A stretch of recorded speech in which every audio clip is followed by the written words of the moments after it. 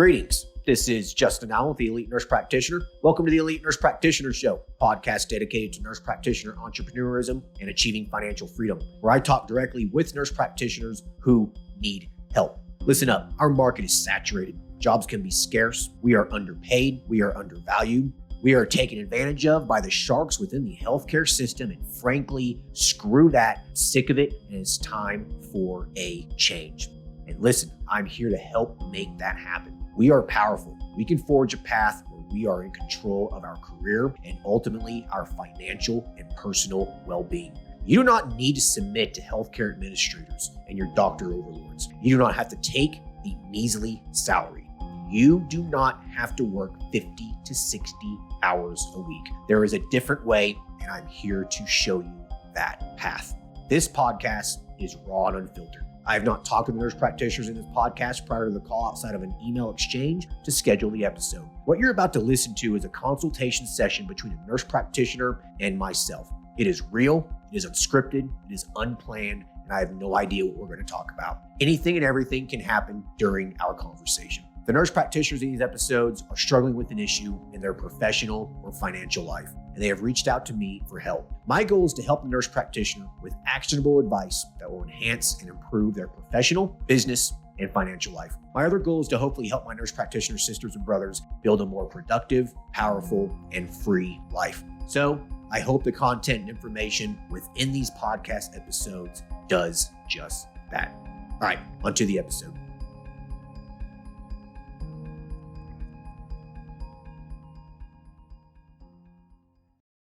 Hello, everyone. Today, we'll be talking to Siwi, who is a family nurse practitioner. Currently, she is working as a bedside nurse as she just graduated from nurse practitioner school about 3 months ago. Currently, she has 2 job offers, but has not taken a job yet because she is seriously considering starting her own practice, and she has another interview coming up. She is needing assistance on determining if she should take a job, start her own practice, or do both. Hey, Siwi, how are you? I'm good. Thank you. Thank you for hopping on here. Yeah. So bring us up to speed with where you're at. I know you just graduated nurse practitioner school. So how long have you been a nurse for, and what made you, want to go the nurse practitioner route? Sure. So I've been a nurse for 17 years, mostly working in ICU. And for the past probably like 5 years, I've been sick of or tired of a sick healthcare. So I did like a functional medicine classes, a course, and like 2 years ago. And then I feel like I need to go into that direction. And I saw your advertisement at LinkedIn, and I was then start following you, and then keep my mind, like my business thinking, working. And now it's suddenly when I talk to someone, and then it's like everybody like, oh, that's a good thing if you want to start a business. I feel like I have a lot of opportunity to go in that route. So that's what I am right now. Gotcha. Okay. So you're thinking about starting your own practice. I know you graduated school about 3 months ago. You also told me that you have a couple job offers. Can you tell me what job offers you have? I know you said you had 2 offers and you have an interview coming up. Yes. So I work at the, big corporation healthcare. And one job that I get offered was the one that I had a clinical, the same company that I work. Now it is full time. It's Monday to Friday. And then I was thinking if I can do, Saturday, Sunday for my business, that probably work. But then I've been like working part-time, and then I like that flexibility being a part-time. So I don't know if I want to dedicate myself like 7 days per week to work, and I don't have anything to have my own time. The second one is kind of like a post-acute, basically 2 or 3 days a week. And it's like 5-6 hours in like a nursing home, but it's only one nursing home. And I still have to charge after like 5 hours, but it's like my own time. So both of them, it seems like pay really well. Because my work right now in corporate, and then it's unionized. So whatever I have my earn right now, it won't decrease my hourly. is that makes sense. Like if I get like 65 per hour, I'm not gonna get like $60 per hour. So that's a good thing. The second, so you're making $65 an hour as an RN. right now it's like 63, and then plus night shift differential and everything, I got around 65. That's more money than most nurse practitioners make. Okay. I know. And then they always have this double offer every day. So if 3 days I work double time, and then if I work 4 and 5, it's going to be my double time. So I get more money. So so that's a good money. And then the one that post-acute, they offered me 140 annually. And that's for which job? For a post-acute. Post-acute. Okay. I mean, $140,000 a year is pretty good. And the hours for that were Monday through Friday as well? Yeah, 4 days. 4 days a week. 4 days. Okay. So 4 10s. Yeah. Okay. That's not bad. If you want to start a little side practice, I mean, that one sounds ideal. Yeah. If you're going to be working Monday through Friday full time, it could be difficult finding the time to start your own practice. I mean, the only option you have is the evenings and the weekends. Yeah. But how much do you value your free time? I mean, how much of a life do you want? Exactly. So right. My conflicting is because if I work full time as nurse practitioner, same company that I'm working right now, they pay me. Well, I have to apply for loan forgiveness for my school, which is kind of nice. How much do you owe? Maybe around 100,000. Yeah, it's a lot. And which job was that for? For the company that I work right now, the big company. Okay, gotcha. I work right now. Right. Yeah. So that'd be a Monday through Friday job, though. Yeah. So at some point, I'm looking for, because they have so many clinics that I can, apply for. But for the beginning, I think my hours gonna be Monday to Friday. And how much are they paying? So like I say, I'm not sure exactly, but it's not gonna be like less than 60 per hour, because I already make like 63 per hour. And then we have the same union. So right. I would say it's going to be like maybe 64 per hour. Right. So you'll be making just a little bit more. So you'll probably come out to, at the end of the day, 130,000 or so. Yeah. Right. So I have that loan forgiveness because. Right. And that's how many years? It doesn't say. I would say maybe like 2 years. Yeah, it's going to be 2 or 3 years minimum. I mean, $100,000 is a lot of money, it's pretty significant. I mean, being student loan debt free after 2 or 3 years is pretty tempting. Yeah. But I will tell you this, I was able to pay my student loans off within a year starting my own practice. I basically just funneled almost everything I made, and I was able to pay them off quick. Right. That's true. So, okay. So I've been working in this company for 12 years. So I talked to the retirement, and it say, if I stay for 15 years, they're going to, free healthcare if I'm 60 and older. Oh, wow. Okay. So there's kind of a pension. Yeah. Pension is different. So pension, I can be pensioned if I quit by end of September. Okay. So basically you're able to get a pension, and you'll also be able to get basically free healthcare for the rest of your life after another 10 or 15 years, you said? No, another 3 years. Because I already 3 years. Yes, because I already working there for 12 years. Okay. So how old are you? I'm 57. 57. Okay. So, all right. I mean, these are some pretty impressive perks. Yeah. Good free healthcare for essentially the rest of your life after just 3 more years, plus a pension after just 2 more years. Yeah. Well, pension, like I say, I can be pensioned after this September. If I quit this September, after September, I'll have my pension. But every year you continue to work, it probably goes up a little bit, right? And plus $100,000 in student loan reimbursement. Yeah. Okay, I think you'd be a fool not to take advantage of this at your age. I mean, you're 57 years old. You give it 3 more years and you get all of these perks. I mean, I think it would be very, very foolish to throw that away. Yeah. When you actually add up the amount that the pension is worth, how much are they going to be paying you out? Maybe when I'm counting it, maybe around 2,500 or 3,000 a month. Yeah. Okay. Plus the healthcare. The healthcare is free. Right. And it's a good healthcare insurance policy. Well, I don't think with healthcare right now, anything is good. Well, I know, but it's decent. I mean, Yes. I mean, like decent. if you're acute things, like you have hypertension or you have to go to the hospital and then things like that, that's a good thing, Like if you Right. have to go to ER, that's a good thing. But for wellness, I don't think our healthcare is good enough. Well, what about medication reimbursement? That's going to be a very, very large expense as you get older. Yes, that's gonna be free. Medication's free. Yes. Okay. All right. So when you factor in what these things are worth, okay. So this pension is worth, $3,000 a month. If you stay for 3 or 4 more years, it's only going to go up some. Yeah. So for you to be able to pay yourself $3,000 a month, okay, that is $36,000 a year.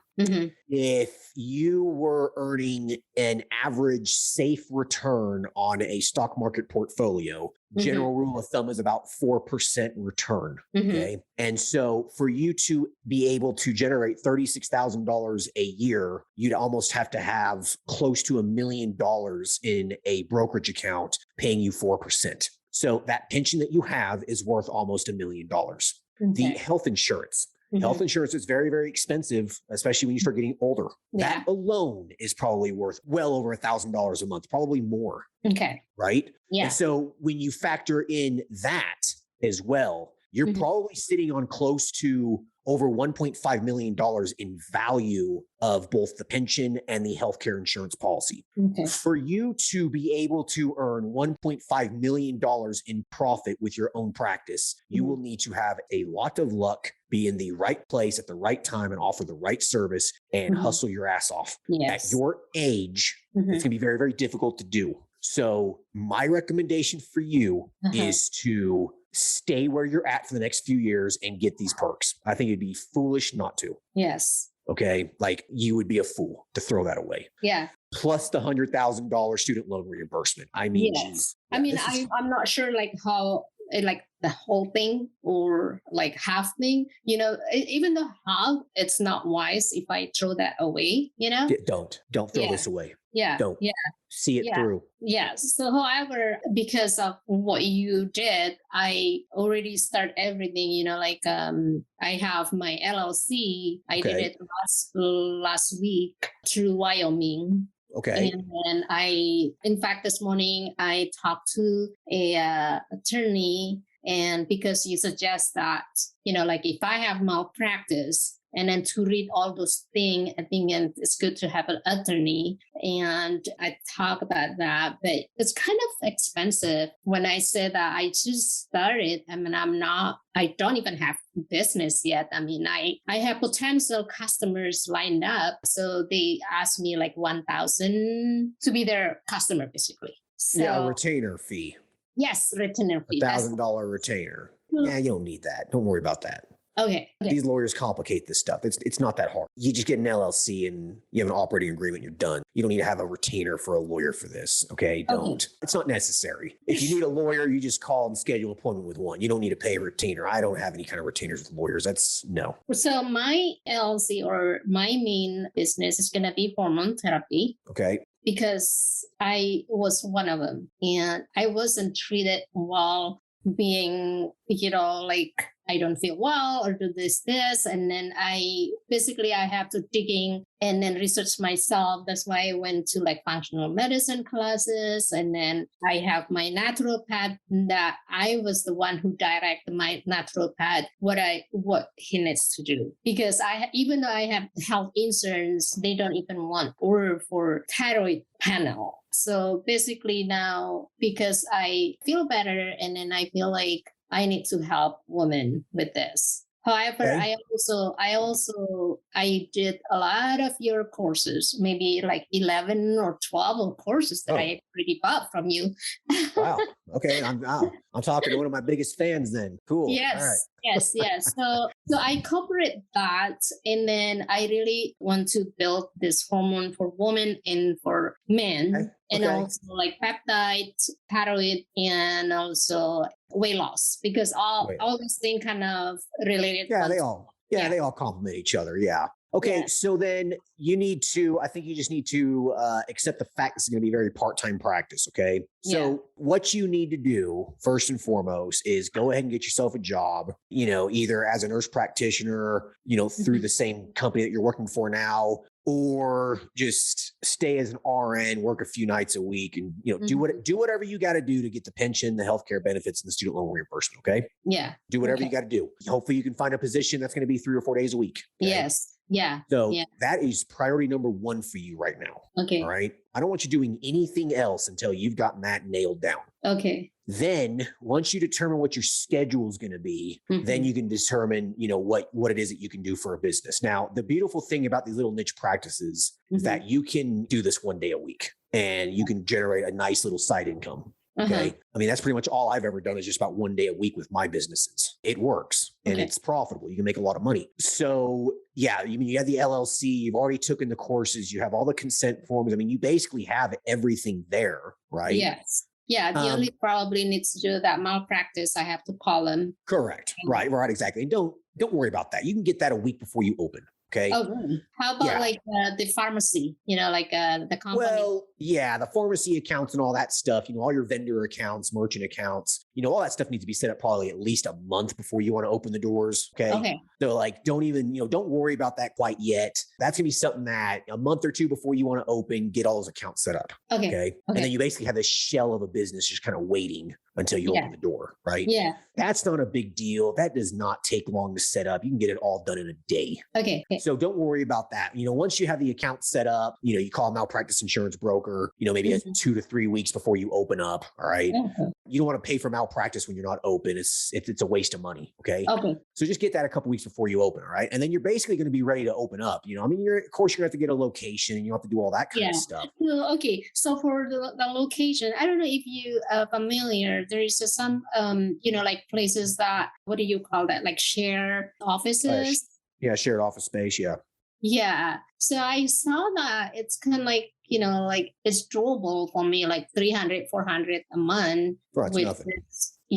Which is, I think for my part-time, that's going to be interesting. And then it's less money for me. I think as just a very part-time practice, where you're only going to be open like, half a day, 1 day a week or something. I think that'd be just fine.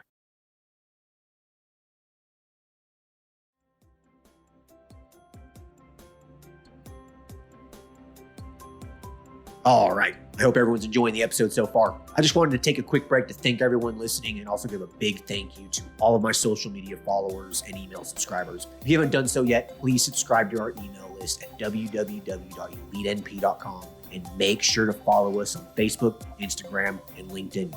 Email subscribers will receive updates on new weekly podcast episodes, multiple weekly articles we publish, new courses, and everything else related to helping you succeed. Remember, all elite nurse practitioner courses are designed to help you build a niche practice, increase your financial strength, and to break free from the rat race.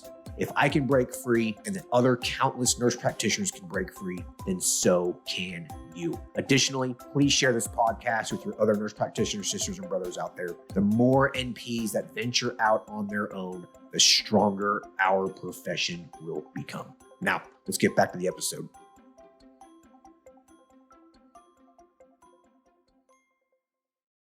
For you to make that work, though, you need to ensure that you are as visible as possible online.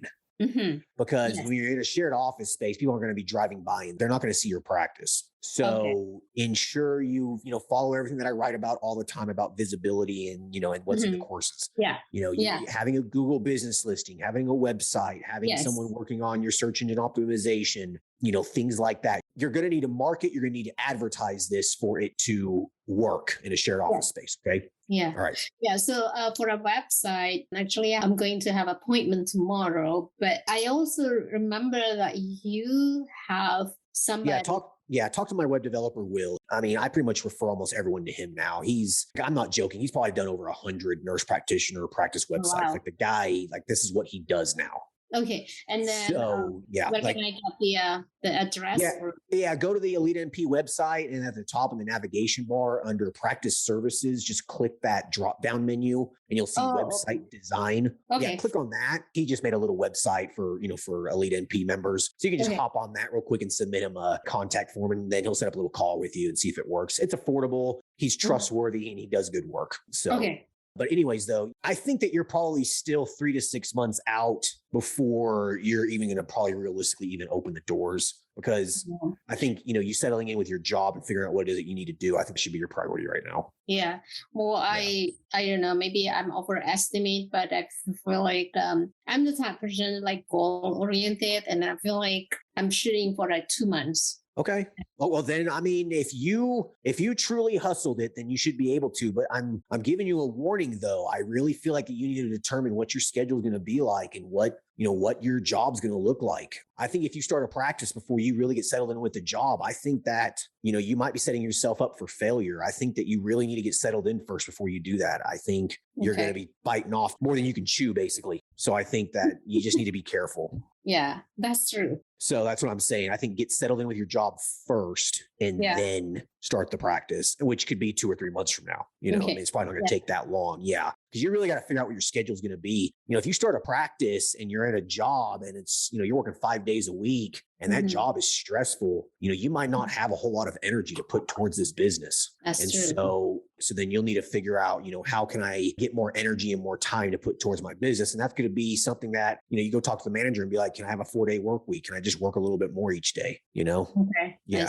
So that's why I'm saying I think you should focus on the job first. I don't think that, experience as a nurse practitioner, job experience is really all that necessary if you have as much RN experience as you have. Because I mean, you've seen it all. I mean, you look at labs every single day at work, like, what sick is, like, what you're looking for. Yeah. Right. Yeah. Like you have that experience to back you up. Yes. But these little niche services, hormone replacement therapy and weight loss and stuff, it's very, very easy. It has a low barrier to entry. I really think you'll be fine. It's really not that hard to learn. Yeah. Because I really don't want to deal with insurance. I just cash pay, like you always suggested. And so my question also, is that like ketamine infusion, I know it's not going to be like in a short time, but in the future, can I incorporate into like, weight loss and everything? Because I know that ketamine is kind of like for PTSD and then like a psych thing. So it doesn't really complement a wellness practice like what you want to do. Okay. I feel like that's something that needs to be more of a standalone thing. Okay. I wouldn't worry too much about that right now. I think you got to, get the hormone replacement therapy and weight loss up and running first. Okay. Put that on the back burner. I doubt you'll even ever get to it. You probably won't need to. I bet you'll probably get so busy with the hormone replacement therapy and weight loss and stuff. If there's not a lot of competition in your area, you probably really won't even need a fool with the ketamine.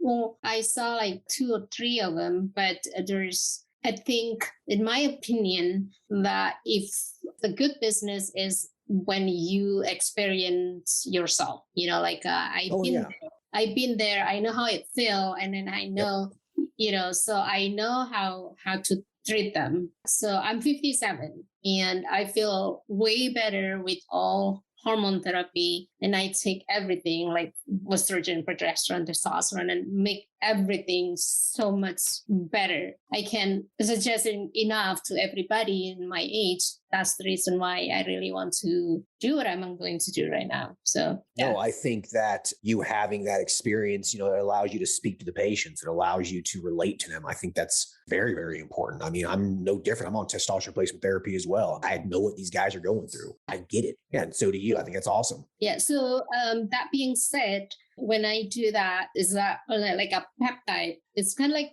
icing on the cake of the testosterone too, right? So I should put that in my service. Is that correct? The peptides? Yeah. Yeah, they're complementary. Okay. How about like IV therapy? I don't think that's necessary right now. I think that you just doing weight loss, hormone replacement therapy, and peptides is probably enough right now. Just kind of feel it out, listen to your patients, deliver what it is that they want. Okay. Yeah. Got it. I think you adding IV on top of it right now might be a little too much. Sometimes more is not better. Yeah, correct. Right. That's true. So when you start like this hormone clinic, how much do you think you spend, Justin? When I first started my men's health clinic?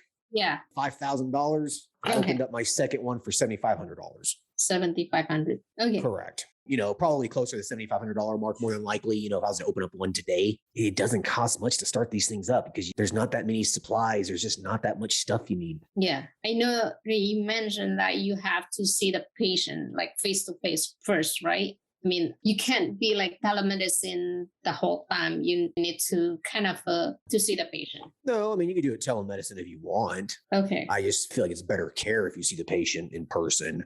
The Ryan Haidt Act, which states that you have to see the patient one time in person before issuing a controlled substance prescription, that's been lifted for the last 2 years, with COVID. And I feel like that is probably going to remain lifted for the very, very foreseeable future. I mean, you can see patients via telemed, but yeah. So basically, if I want to do this, like mostly telemedicine, I can do it, correct? Sure. Well, I think a hybrid practice works best. I think, having an actual office and seeing patients in person and via telemed, I really feel like that's the best model. Yeah. Yeah. So do you think, because I know I'm going to, in a way, I want to get more patients, but then for now, I don't want to have a lot of patients. Do you think that marketing could be a sign outside my office and then, doing the, like gathering people, like a brunch and then talk about my experience about this hormone therapy or things like that. Do you think that as important as, like to start a business?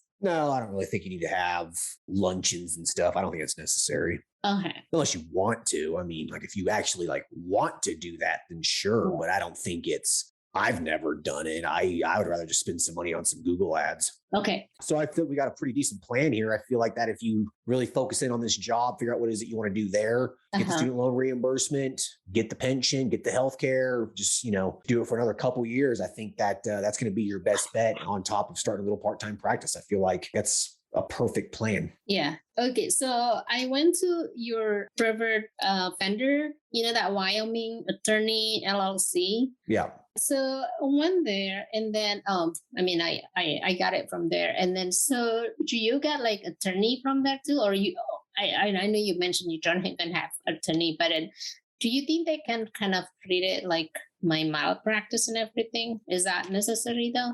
That the lawyer is going to create your malpractice insurance policy? No, like I know you mentioned about like if I do the malpractice, sometimes like a regular person like me, I don't know like the fine print or what it says about in the malpractice and then what you cover or you don't. Oh, yeah. No, those attorneys aren't going to review a malpractice insurance policy for you. Okay. You would need a healthcare attorney for that. Generally, it's not really necessary. I mean, the terms in a malpractice policy are usually pretty straightforward. If you use a solid broker, they are going to have you in their best interests. Okay. So they'll make sure that the policy covers you for what you want to do. So if you go through our preferred vendor list and talk to Wellness Medical Protection Group, they will write you a specific policy for what it is that you're going to do. So, you'll be covered. Okay. And then you suggest that, what is that, CFM or something like that? The malpractice? No. So CMNF Group, I like them as a malpractice carrier. I don't like how their policies are generic. They don't really state what it is that you're doing in them. Wellness Medical Protection Group from the preferred vendor list, they will write you a policy specific to what you are doing so you know you are covered. Oh, okay. Okay. Like I said, CMNF Group's insurance policies should cover you, but I'm not convinced because it just states whatever is within your scope, you are covered. So could some smart ass lawyer argue that what you were doing was outside of your scope? Okay. I don't know. I mean, probably. Your suggestion, just go to Wellness Protection Group and then... Correct. And they will write you a policy specific to what you are doing. It is actually written in the policy that you are doing hormone replacement therapy. You are doing weight loss, et cetera, et cetera. Like my malpractice policy, I make sure that stuff is written in it. Okay. Yeah. So how much it's that cost? Do you know approximate? Probably $3,000 or $4,000 a year. Oh, a year. Okay. Yeah. It's not that bad. So that is the True Wellness Protection Group, that $3,000? I can't tell you the exact amount, but I'm going to say between $3,000 and $4,000 is probably what you could expect. All right. So the next thing, since I do the LLC from Wyoming and Oregon don't have any sales tax, do I have to have another LLC? Technically, you are supposed to. Okay. Yes. Is that foreign something, right? Foreign LLC, what do it call? Yeah, foreign LLC, correct. Yeah. So, so you have your Wyoming LLC as like your parent company. And then Okay. underneath it, you'd be operating under an Oregon foreign LLC if you're going to be seeing patients in person locally there in Oregon. Yeah, that's what you'd want to do. So where should I go? Is like to the Secretary of State, or how you do it? Yeah, correct. So you can just go to the Secretary of State's website and usually you just create a login and it's usually pretty straightforward. You just put some stuff in there, some information, pay them 50, $60 or whatever, and then you get the foreign LLC. It should be pretty straightforward. That, or you could pay an Oregon LLC creation company to do it for you as well. Okay. The next thing, since I formed the LLC name, so for the company, should I use the LLC name or I can create other name? Yeah, it doesn't really matter. I mean, you can use the LLC name or you could just do a DBA, doing business as. I see. And then that foreign LLC that I'm going to create it in Oregon, it should be the same name as the one that I have in Wyoming. It depends on the state law. If it's a foreign LLC, it's basically just an extension of the Wyoming LLC. Okay. So it'll probably have to be the same name. If you form just a new LLC, you can name it whatever you want and just have the Wyoming LLC own it. Let's say for the clinic, my LLC name is like Dr. Siwi Hormones Solutions Strategist. So if I want to do like both men and women, should I list it there? Or is that something that you think makes sense? I don't think you really need to add that to that. I mean, the name it seems pretty obvious. You could put it like in a subheading, men's health, women's health if you want, or just have separate parts of your website with that. And I remember you mentioned on the podcast, if I do, let's say, hormone therapy for a guy, and then the other one maybe like, I just throw it up there, like maybe thyroid. Should I do a separate or it's just the same LLC do I have to use? No. Just function on the same LLC. You don't need to create separate LLCs for each service line. Okay. That's not necessary. Don't do that. Okay. I think I got everything done. Okay. Focus on your job, get that squared away, and then start the business. So, 2 to 3 months from now, I think is realistic. So, okay. Yeah. Thank you. Sure. No, absolutely. It was a pleasure helping you. I like to end every episode with you asking me a question. Is there any specific questions that you've ever wanted to ask me? Okay. Yes. I don't know how you can do it. Like, you have so many things right now, like from podcasts to answering email to, you have your own clinics. I don't know how many clinics you have now, maybe 2, 3. How can how can you have time and all those things? It's called delegating work to others. It's called having your business work for you. I have great employees. I have systems in place. I have automation. And so a lot of my businesses they just run themselves in a way. My practices, for example, I have someone answering the phones for me. I have, an office manager, I have medical assistants. I have other nurse practitioners working for me.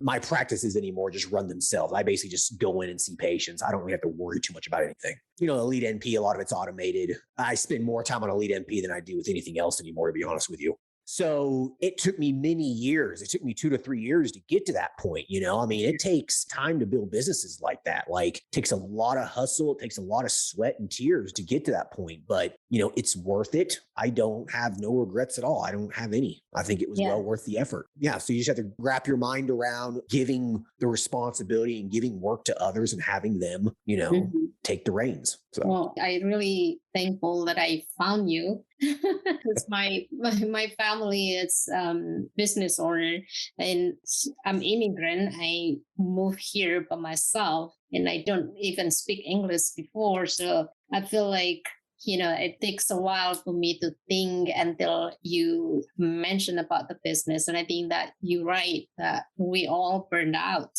I mean, even though bedside nurse is still burned out. So.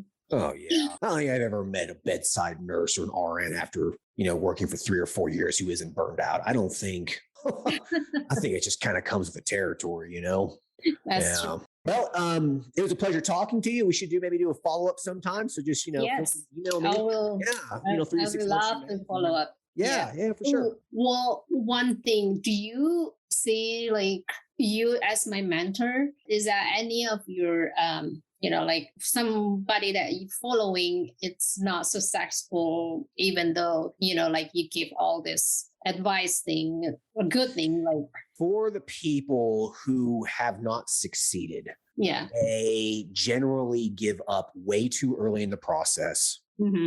Okay. Let the failures just get to them. You're going to have small failures along the way. You just have to accept that. Yeah. Most people don't succeed, don't do it because they're paralyzed by their fear. So they never even get started. Yes. But for the people who actually have the courage and actually start, follow the model in the courses, read the articles that I publish almost daily, listen to podcasts. Like if they do these things, you can't fail. You just can't. You just have to have the patience for it and just hustle and just wait and be patient. And if you do that, you're going to succeed. You just are. But if you never get started, you fail. You never know. Yeah. You never, right. Exactly. Like you failed before you even began. Right. Yes. So I think if you follow the plan and you follow the model and you do all these things, I think that you'll succeed. Just be patient. Okay. Thank you. Yeah. I listen to all your podcasts. I mean, following you maybe like, I don't know, 2 months, and I finish all your podcasts and I listen everything. I read every single your blog. And then I one of your Facebook group, and I really want to join that private group as well. So sure. Well, like I said, I'm more than happy to help. So feel free to shoot me an email if you have any questions or whatever. And it's been a pleasure to talk to you. Okay, thank you so much, Justin. I really, really appreciate your help. I mean, you're awesome. I mean, well, thank you for what you did. Absolutely. You are very welcome. It's been an absolute pleasure to help you. Okay. Thank you. All right. You take care. Bye. Okay. Bye.